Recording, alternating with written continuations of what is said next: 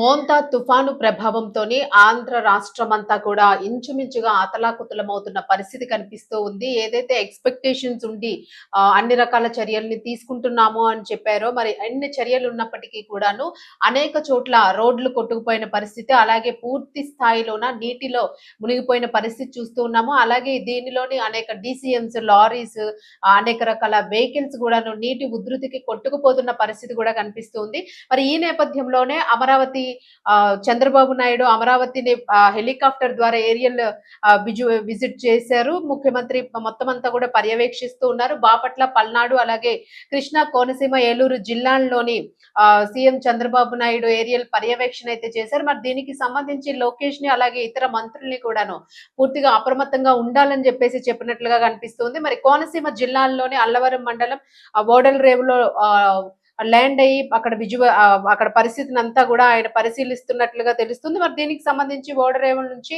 Road మార్గంలో ప్రయాణించి వర్షానికి సంబంధించి నీట మునిగిపోయిన పొలాలు కానివ్వండి, అనేక ఇళ్లలో ఉన్న వ్యవస్థ కానివ్వండి, వీళ్ళందరూ కూడాను చెదురుమదురైపోయిన పరిస్థితి కనిపిస్తుంది. మరి వీళ్ళందరినీ కూడా పరామర్శిస్తూ అలాగే ఆ మంత్రులు కూడాను దీని మీద పూర్తిగా దృష్టి సారించినట్లుగా కనిపిస్తోంది. మరి అలాగే గొట్టిపాటి రవీంద్ర మంత్రి వీళ్ళందరూ అంటే విద్యుత్ శాఖకు సంబంధించిన మంత్రులు, అలాగే నీటి సరఫరాకి సంబంధించిన వాళ్ళు మొత్తం అందరూ కూడాను అధికారులందరూ కూడా దీనిలో అప్రమత్తమయ్యి ఇక్కడ ఈ తుఫానుకు సంబంధించి చర్యలు చేపట్టిన పరిస్థితి అయితే కనిపిస్తుంది. మరి దీనికి సంబంధించి టెలికాన్ఫరెన్స్ లో ముఖ్యమంత్రి ప్రతి గంటకి కూడాను మాట్లాడుతూ వరద ప్రభావిత ప్రాంతాలు ఎలా ఉన్నాయి, ఏంటి, ఎంత నష్టం జరిగే అవకాశం ఉంటుంది, ఈ తుఫాను నష్టాన్ని ఎలా భర్తీ చేయాలన్న దాని గురించి కూడా దాన్ని అంచనాలు వేస్తూ త్వరితగతిన దాన్ని చర్యలు తీసుకోవాలన్నట్లుగా సిద్ధం చేస్తున్నట్లుగా ఈ మీటింగ్ ద్వారా తెలుస్తుంది. మరి ఎంతవరకు ఇది అమలులోకి వచ్చేసరికి ఏ రకంగా ఉంటుంది అనేది అయితే మాత్రము కొన్ని విజువల్స్ ద్వారా తెలుస్తుంది. ఈ నేపథ్యంలోనే జిల్లా కలెక్టర్లు, ప్రతి ఐఏఎస్, ఐపీఎస్ అధికారులందరూ కూడాను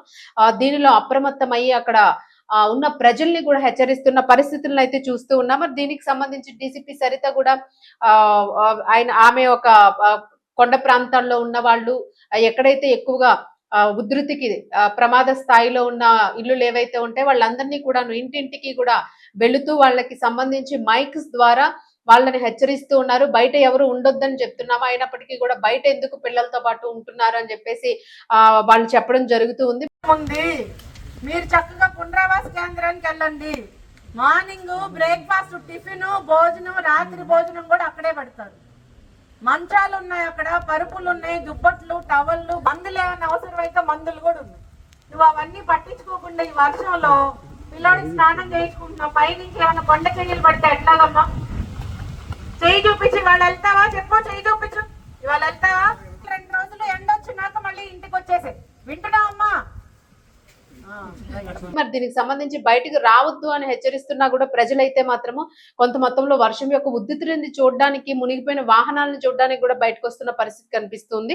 మరి అసలు బయటికి రావద్దు అని హెచ్చరిస్తూ ఉన్నా కూడా బయటికి ఎందుకు వస్తున్నారంటూ కూడా అధికారులు పక్క కోపాన్ని ప్రదర్శిస్తున్న తీరును కూడా చూడొచ్చు దీనిలోని. మరి ఎందుకు అంటే ప్రజలకి సంబంధించి ఆ రక్షణ విభాగంలో పని చేయాల్సిన అవసరం ఉంది. వాళ్ళు రక్షణకి సంబంధించిన చర్యలు తీసుకోవాల్సిన నేపథ్యంలో ప్రజలు కూడా సహకరించాల్సి ఉంది అని చెప్పేసి అయితే వాళ్ళు చెప్తూ ఉన్నారు.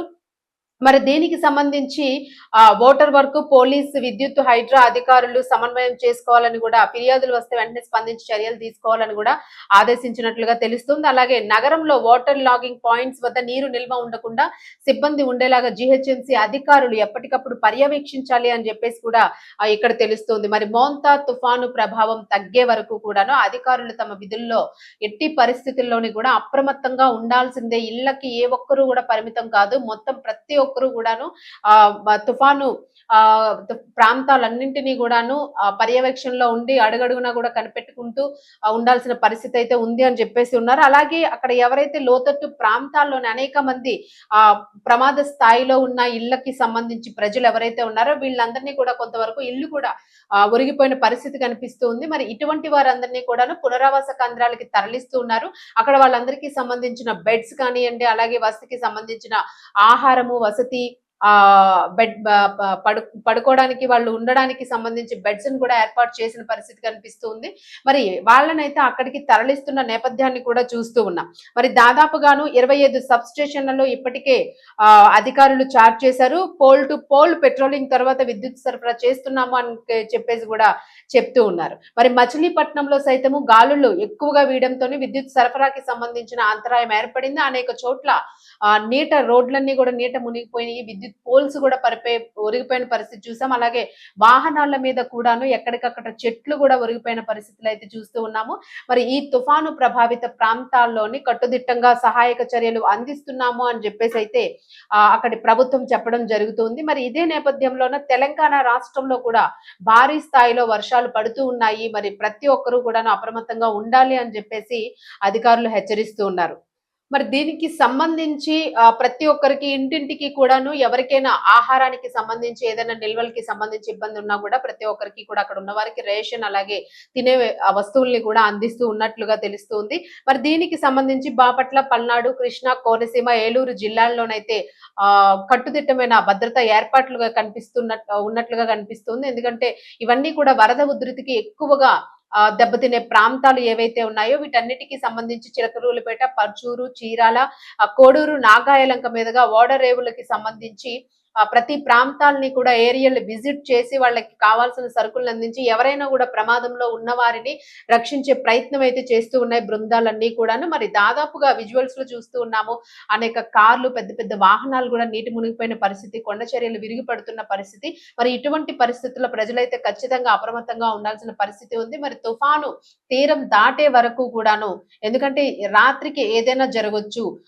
చీకటి పడుతున్న కొద్దీ కూడా తుఫాను ఉధృతి ఏ రకంగా అది టర్న్ తీసుకుంటుంది అన్నదైతే మాత్రం అంచనా వేయలేకపోతున్న పరిస్థితులు కనిపిస్తున్నాయి. బట్ ఎప్పటికప్పుడు వాతావరణ శాఖతో అనుసంధానం అవుతూ దీనికి సంబంధించిన సమాచారాన్ని అయితే సేకరిస్తూ ఉన్నారు. ఈ సమాచారాన్ని అకార్డింగ్ చేసుకుని దీన్ని బట్టి మంత్రులు గాని అక్కడున్న వ్యవస్థలు గాని ప్రతి ఒక్కరు కూడాను పనిచేస్తున్నాయి అని చెప్తూ ఉన్నారు. మరి కొంతవరకు కూడా ఓ పక్క ఇంత చేస్తున్నా కూడా నష్టాన్ని భర్తీ చేయగలుగుతున్నారా అనే విమర్శలు కూడా వినిపిస్తున్న నేపథ్యంలోనే మరి విమర్శలకు తావీయకుండా ఎవరి వంతు సహాయం వాళ్ళు ఇందులోన ఇన్పుట్ పెట్టాల్సి ఉంటుంది అని చెప్పేసి కూడా ప్రజలైతే ఓ పక్కన గగ్గోలు పెడుతున్న పరిస్థితిని కూడా చూస్తూ ఉన్నాము.